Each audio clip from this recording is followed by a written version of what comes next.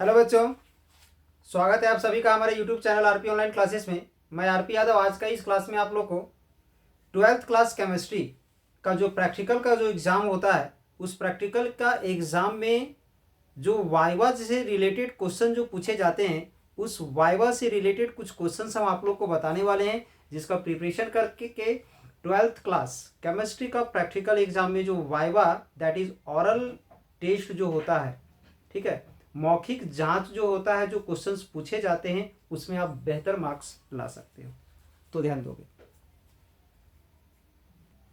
दोगे viva questions with answer.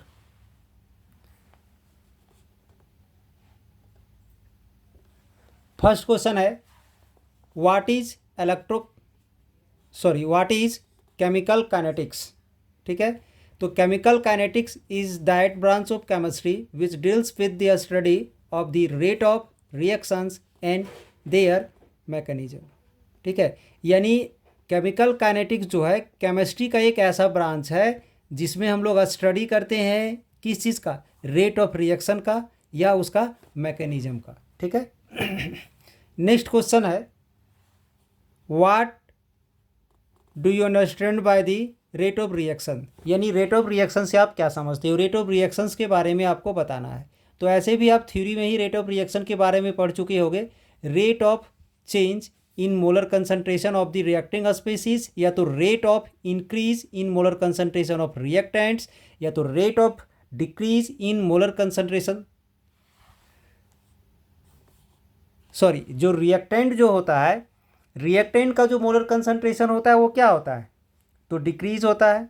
और product का जो मोलर कंसंट्रेशन है वो क्या होता है, तो इंक्रीज होता है। तो हम लोग इस रेट ऑफ रिएक्शन को इस प्रकार से डिफाइन कर सकते हैं। अगर रिएक्टेंट के टर्म में अगर डिफाइन करना है तो हो जाएगा rate of decrease in molar concentration of reactant, rate of decrease. ठीक है, जो रिएक्टेंट जो है उसका मोलर कंसंट्रेशन डिक्रीज होता है, तो इसलिए बोलेंगे rate of decrease in molar concentration of reactant. ठीक है, या तो अगर प्रोडक्ट के रूप में डिफाइन करते हैं तो लिख सकते हैं rate of increase in molar concentration of product, या फिर इस प्रकार से डिफाइन कर सकते हो rate of reaction is defined as the change in molar concentration of any one of the reactant और the product per unit time. ठीक है, what are the units of rate of reaction, rate of reaction का जो unit है वो क्या होता है, मोल पर लीटर पर सेकेंड। ठीक है, इसके बाद ध्यान दोगे what are the factors on which the rate of reaction depends, तो ये भी आप थ्योरी में ही पढ़े होगे। Nature of reactant, concentration of reactant, temperature, pressure of, presence of catalyst या प्रेजेंस ऑफ रेडिएशन। ठीक है, इसके बाद है what is the law of mass action, ये भी आप पढ़े होगे, 11th और 12th दोनों में पढ़े होगे। Law of mass action states that the rate of reaction is directly proportional to the product of the molar concentration of the reactants. ठीक है, इसको तो what is temperature coefficient of the reaction, the temperature coefficient of a reaction is the ratio of rate constant at two temperature difference by 10 degree, its value is generally equal to 2। What are the units of rate constant for zero order reaction, तो ये हो जाएगा mole same as rate of reaction, zero order में rate of reaction के समान होता है, that is क्या होता है, मोल पर लीटर पर सेकेंड होता है।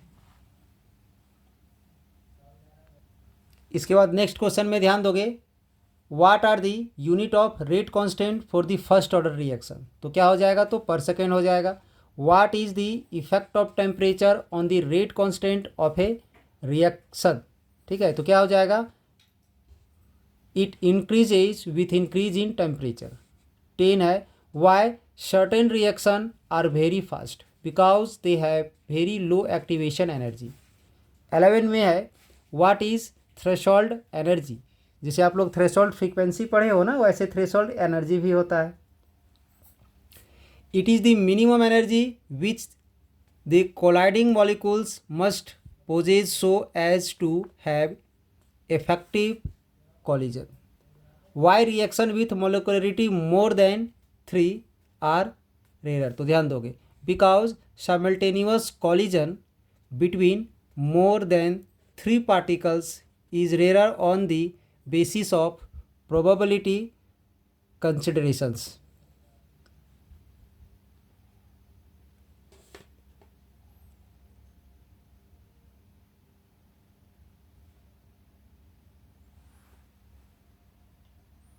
यानी इस एक्सरसाइज से अगर वाइवा का अगर क्वेश्चन देखा जाए तो आप यहाँ तक उसका प्रिपरेशन कर सकते हो। वाइवा के लिए नेक्स्ट क्वेश्चन ध्यान दोगे। नेक्स्ट क्वेश्चन है what is A functional group. ठीक है, the group of atoms that largely determines the properties of an organic compound is called functional group. यानी किसी भी ऑर्गेनिक कंपाउंड का जो प्रॉपर्टी को डिटरमाइन करता है उस ग्रुप ऑफ एटम्स को हम लोग फंक्शनल ग्रुप्स कहते हैं। ठीक है, नेम एनी 4 फंक्शनल ग्रुप्स। तो ऐसे तो आप लोग फंक्शनल ग्रुप बहुत सारे पढ़े होंगे 11th-12th में। यहाँ पर 4 फंक्शनल ग्रुप का एग्जाम्पल दिया हुआ है। हाइड्रोक्साइल ग्रुप में OH आ जाता है, एमिनो ग्रुप में NH2 आ जाता है, कार्बोक्साइल ग्रुप में COOH आ जाता है, अल्डिहाइडिक ग्रुप में CHO। ऐसा तो आप लोग जो भी पढ़े होंगे उसमें बहुत सारा फंक्शनल ग्रुप होगा, ध्यान दोगे। अब तो सभी फंक्शनल ग्रुप पढ़ लोगे। ठीक है, name the functional groups present in alkenes and alkynes.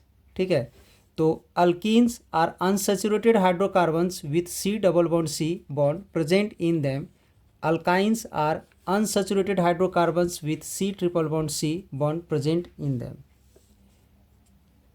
इसके बाद what is Baeyer's test for unsaturation. तो ध्यान दोगे, when Baeyer's reagent that is alkaline potassium permanganate is added to unsaturated compound, its color gets discharged indicating presence of C double bond C or C triple bond C in the compound। ध्यान दोगे। Next है do alkyne turn blue litmus paper red. तो ऐसा नहीं होता है, लिखोगे no they are very weakly acidic. इसके बाद which is more acidic, an alcohol और फेनॉल। अल्कोहल और फेनॉल में मोर एसिडिक कौन है, तो phenol. Why is alcohol dried before carrying out sodium metal test. तो because water also react with sodium and gives hydrogen gas with brisk effect. ध्यान दोगे। इसके बाद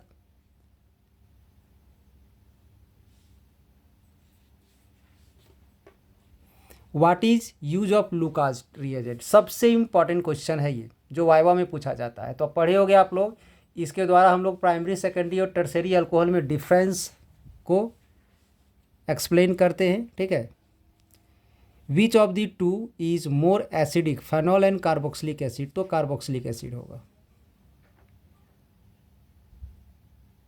टॉलेंस रिएजेंट हो गया, फैलिंग सॉल्यूशन हो गया, फैलिंग सॉल्यूशन टेस्ट हो गया। इन सब के बारे में आप लोग पढ़ लोगे। ठीक है, इधर भी कुछ क्वेश्चंस है, ध्यान दोगे इन सब में।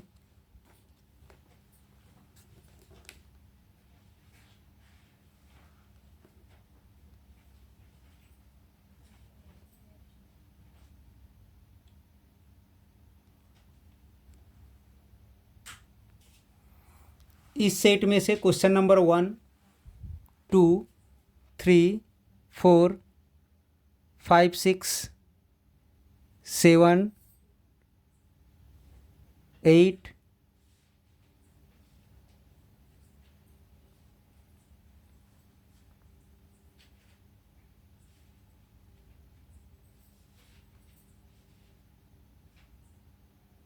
10, 11, 12,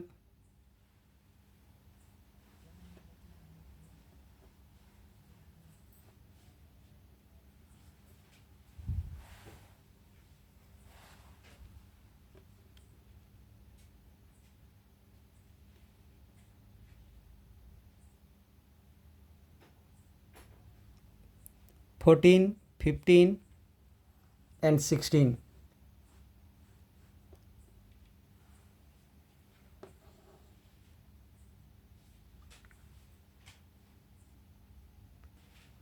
एंड 18। इतना सारा क्वेश्चन इस ग्रुप से कर लोगे। इस सेट्स में भी ध्यान रखोगे, ये सब क्वेश्चन भी वाइवा में आपका पूछा जाता है। What is oxidation, what is reduction, what is voltaic cell या electrochemical cell, define a term EMF, what is a half cell, mention the name of the anode and cathode of a Daniell cell, can copper be oxidised by zinc ions, what is salt bridge, what is function of porous spot in a Daniell cell. इन सब question लगभग important है, ध्यान दोगे।